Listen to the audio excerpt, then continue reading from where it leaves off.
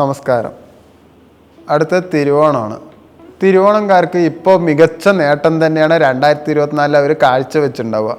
ഇത് 2025 തുടർന്ന് പോയിക്കൊണ്ടേയിരിക്കും. അതിൽ വ്യത്യാസമൊന്നും കാര്യമായിട്ട് എന്തായാലും അവർക്ക് ഉണ്ടാവില്ല.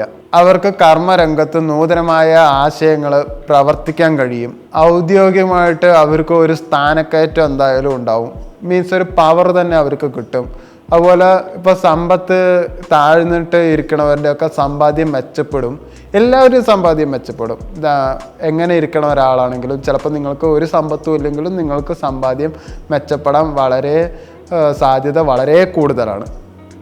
തിരുവോണംകാർ കൂടുതലും ലോജിക്കോടെ കാര്യങ്ങൾ ചിന്തിക്കുള്ളൂ. അതുകൊണ്ട് ലോജിക്കോടെ തന്നെ മുന്നോട്ട് പോവുക. സ്വന്തം തീരുമാനത്തിന് മാത്രം മുന്നോട്ട് പോവുക.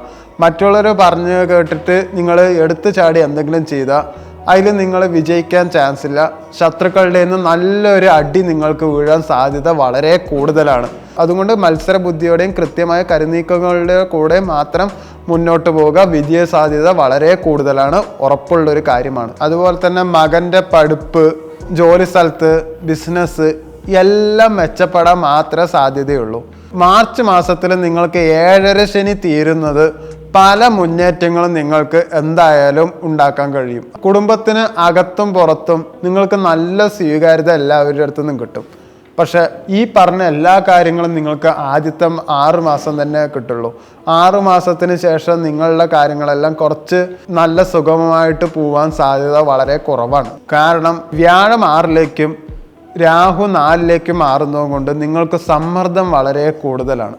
അപ്പോൾ ഈ സമയത്ത് നിങ്ങൾ ഇൻവെസ്റ്റ്മെൻ്റൊക്കെ, നിങ്ങൾ എന്തായാലും ബിസിനസ് ചെയ്യണ ഒരാളാണെങ്കിൽ ഇൻവെസ്റ്റ്മെൻ്റൊക്കെ കൂടുതൽ ഇൻവെസ്റ്റ് ചെയ്യാൻ പാടില്ല. ഒരു ചെറിയൊരു ഇൻവെസ്റ്റ്മെൻറ്റേ ആവുന്ന പാടുള്ളൂ. അതുപോലെ വർക്ക് ചെയ്യുകയാണെങ്കിലും നിങ്ങൾ ചിലവുകളാണ് നിയന്ത്രിക്കേണ്ടത്. കാരണം നിങ്ങൾ അനാവശ്യ ചിലവ് നിങ്ങൾക്ക് വളരെ കൂടുതലായിരിക്കും. അതിൽ അനാവശ്യം ഏതാണെന്ന് നിങ്ങൾ കണ്ടുപിടിച്ചിട്ട് ഇപ്പോൾ തന്നെ അതിന് തടയിടുകയാണെങ്കിൽ ആ സമയത്ത് നിങ്ങൾക്ക് ഒരു പ്രശ്നം ഉണ്ടാവില്ല. അതുപോലെ ആരോഗ്യം നന്നായിട്ട് തന്നെ നോക്കണം. ഈ മാനസികമായിട്ടുള്ള പ്രശ്നങ്ങൾ അത് ശരീരത്തിലേക്കും ബാധിക്കും. നിങ്ങൾക്ക് കോൺസെൻട്രേഷൻ കിട്ടാത്തതുകൊണ്ട് പല ആരോഗ്യ പ്രശ്നങ്ങളും നിങ്ങൾക്ക് എന്തായാലും ഉണ്ടാവും.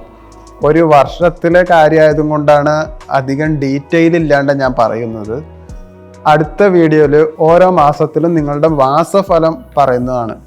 അപ്പോൾ അതിൽ ഒരു മാസത്തിൽ എന്തൊക്കെ നടക്കുന്നുള്ളത് ഞാൻ ഡീറ്റെയിൽ ആയിട്ട് പറയുന്നതാണ്. ഞാൻ ബേസിക്കലി ഒരു സൈക്കോളജിസ്റ്റാണ്. അപ്പോൾ ഞാനിവിടെ വേറൊരു ചാനലിൽ ഡാർക്ക് സൈക്കോളജിനെ പറ്റിയിട്ട് പറഞ്ഞും കൊടുക്കുന്നുണ്ട്. പക്ഷെ ഞാൻ ഒരു ആസ്ട്രോളജർ ആണോ എന്ന് ചോദിച്ചാൽ ഞാനൊരു പ്രൊഫഷണൽ ആസ്ട്രോളജർ അല്ല.